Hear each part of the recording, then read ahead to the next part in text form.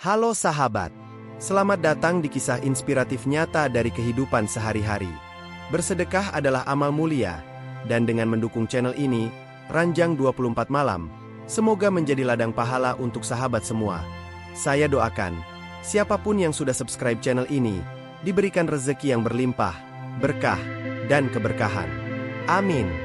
Jangan lupa juga untuk menuliskan selawat di kolom komentar sebagai bentuk penghormatan kita kepada Nabi besar Muhammad Shallallahu Alaihi Wasallam. Terima kasih atas dukungan sahabat semua.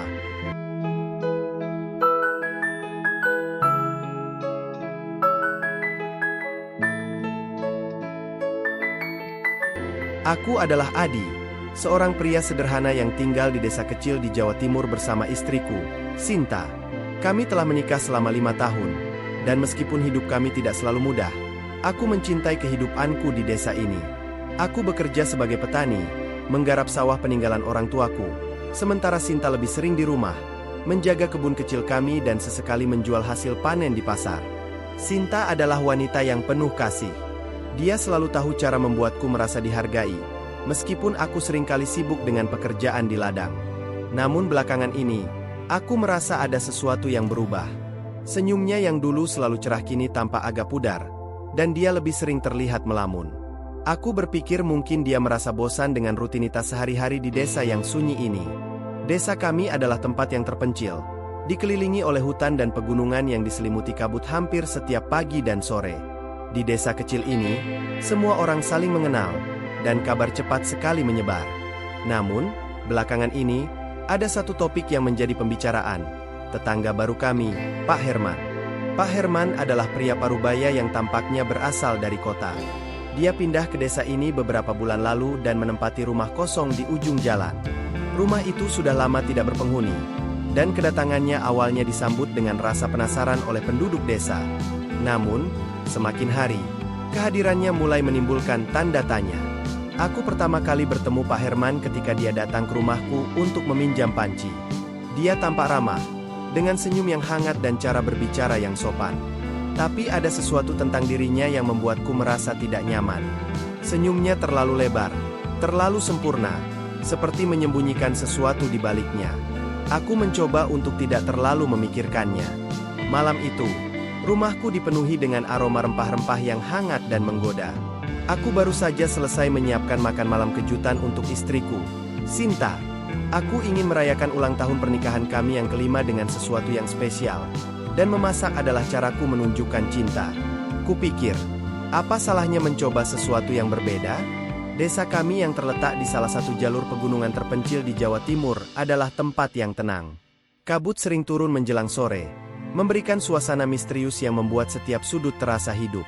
Suara jangkrik dan angin yang menggesek dedaunan menjadi musik latar yang sempurna untuk malam itu. Saat aku sibuk di dapur, pintu depan terdengar diketuk. Aku mengerutkan dahi. Siapa yang datang malam-malam begini? Dengan tangan masih basah karena mencuci piring, aku membuka pintu. Ternyata, itu Pak Herman, tetangga kami. Pria yang baru pindah beberapa bulan lalu itu selalu ramah, meskipun ada sesuatu tentangnya yang membuatku sedikit gelisah. Entah mengapa, senyumnya selalu terasa seperti menyimpan sesuatu. "Malam, Pak Adi," sapanya. "Saya cuma ingin mengembalikan panci ini." "Terima kasih." "Loh, sudah dipinjamkan." Aku mengangguk sambil mengambil panci itu. "Oh, iya. Sama-sama, Pak Herman. Nggak usah repot-repot sebenarnya." Dia tersenyum lagi, kali ini lebih lebar. "Saya nggak mau ngerepotin, kok." "Oh iya, masakan apa itu? Wanginya sampai ke rumah saya." Aku tertawa kecil. "Lagi coba masak buat istri. Makan malam kejutan." Pak Herman menatapku dengan pandangan yang sulit diartikan. "Ah, romantis sekali, Pak Adi. Beruntung sekali Bu Sinta punya suami seperti Anda." Aku hanya tersenyum canggung. Setelah beberapa basa-basi, dia pamit, dan aku kembali ke dapur. Namun, entah mengapa, komentar terakhirnya membuatku tidak nyaman. Aku berusaha mengabaikannya dan fokus pada makan malamku. Ketika Sinta pulang, dia terlihat terkejut sekaligus senang. Kami makan malam bersama sambil berbincang tentang berbagai hal. Namun, selama percakapan kami, aku merasa dia agak gelisah. Matanya sering melirik ke arah jendela, seperti sedang menunggu sesuatu atau seseorang. Aku tidak ingin bertanya saat itu. Mungkin hanya perasaanku saja, pikirku. Beberapa minggu berlalu, dan aku mulai menyadari perubahan pada Sinta. Dia lebih sering keluar rumah dengan alasan yang terkadang terdengar tidak masuk akal. Kadang dia bilang ingin ke pasar, tetapi pulang dengan tangan kosong. Atau dia bilang akan mengunjungi temannya, tetapi waktunya terlalu lama untuk sebuah kunjungan biasa. Aku mencoba untuk tidak terlalu memikirkannya. Mungkin dia hanya bosan dengan rutinitas di rumah. Tapi suatu malam, ketika aku sedang berjalan pulang dari warung, aku melihat sesuatu yang membuat dadaku sesak. Di bawah lampu jalan yang remang-remang, aku melihat Sinta berbicara dengan Pak Herman di depan rumahnya. Mereka tampak dekat, terlalu dekat. Aku berdiri di sana cukup lama, mencoba memahami apa yang sedang terjadi. Ketika akhirnya mereka berpisah, aku cepat-cepat pulang, berharap Sinta tidak tahu aku melihat mereka. Malam itu, aku tidak bisa tidur. Pikiranku dipenuhi pertanyaan. Apa yang sebenarnya terjadi? Apakah mereka hanya berteman? Atau ada sesuatu yang lebih? Aku memutuskan untuk menyelidiki. Hari-hari berikutnya, aku diam-diam memperhatikan gerak-gerik Sinta. Aku juga mulai mencari tahu tentang Pak Herman. Aku bertanya pada beberapa tetangga, tetapi tidak banyak yang tahu tentangnya. Dia pria yang pendiam dan jarang bergaul. Hanya sedikit orang yang pernah berkunjung ke rumahnya. Sampai suatu hari, aku menemukan sesuatu yang membuat darahku berdesir. Saat aku berjalan melewati rumah Pak Herman, aku melihat pintu garasinya sedikit terbuka. Di dalam, aku bisa melihat sesuatu yang terlihat seperti papan tulis besar dengan banyak foto dan catatan. Dan salah satu fotonya adalah foto istriku. Jantungku berdebar kencang. Apa yang sedang direncanakan oleh pria ini? Kenapa ada foto istriku di sana? Aku segera pergi dari sana sebelum ketahuan. Tapi rasa penasaran dan kekhawatiranku semakin membesar. Aku tahu, aku harus menghadapi Sinta. Aku harus tahu kebenarannya. Malam itu, setelah makan malam, aku duduk di hadapannya dan menatap matanya. Sinta, aku perlu bicara serius denganmu. Dia terlihat kaget. Ada apa, Mas? Apa yang sebenarnya terjadi antara kamu dan Pak Herman? Tanyaku, mencoba untuk tetap tenang. Wajahnya langsung pucat. Dia mencoba menghindari tatapanku. Aku nggak tahu maksudmu, Mas. Jangan bohong, Sinta. Aku lihat kamu sering berbicara dengannya. Dan aku juga tahu dia punya foto kamu di rumahnya. Air mata mulai mengalir di pipinya.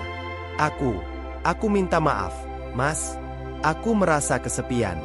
Kamu sering sibuk, dan aku mulai berbicara dengan dia. Tapi aku janji, nggak ada apa-apa di antara kami. Aku ingin mempercayainya, tapi firasatku mengatakan ada sesuatu yang lebih besar di balik ini semua. Dan aku tidak akan berhenti sampai aku menemukan jawabannya. Beberapa hari kemudian, aku memutuskan untuk menghadapi Pak Herman langsung.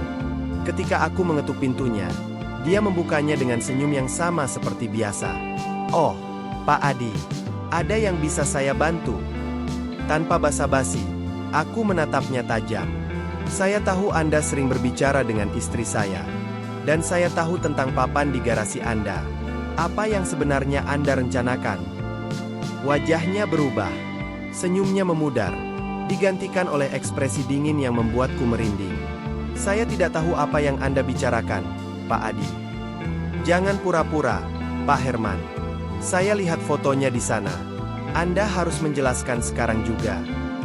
Dia diam sejenak, lalu melangkah mundur. Baiklah, kalau Anda ingin tahu, silakan masuk. Aku ragu sejenak, tapi rasa ingin tahuku mengalahkan ketakutanku. Aku melangkah masuk, dan dia menutup pintu di belakangku. Rumahnya gelap dan berantakan, jauh berbeda dari kesan luarnya. Dia membawaku ke garasi, tempat papan itu berada. Ketika aku melihatnya dari dekat, aku merasa darahku membeku. Bukan hanya foto istriku yang ada di sana, tetapi juga foto beberapa wanita lain dari desa ini. Di bawah setiap foto, ada catatan tentang rutinitas mereka, tempat mereka sering pergi, dan bahkan nomor telepon mereka. Apa-apaan ini, Pak Herman? Tanyaku dengan suara gemetar. Dia tersenyum lagi, tetapi kali ini senyumnya menyeramkan. Saya hanya mengamati, Pak Adi. Semua orang punya rahasia,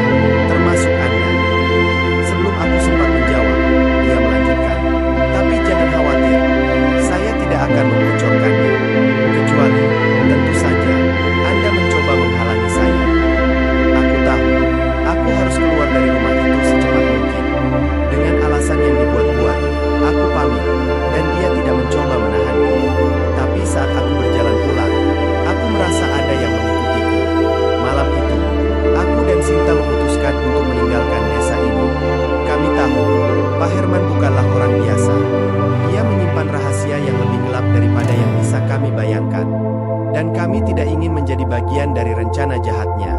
Kami meninggalkan rumah kami di tengah malam, hanya membawa barang-barang yang bisa kami bawa. Saat mobil melaju meninggalkan desa, aku melihat bayangan seseorang berdiri di pinggir jalan, menatap kami. Aku tahu itu dia.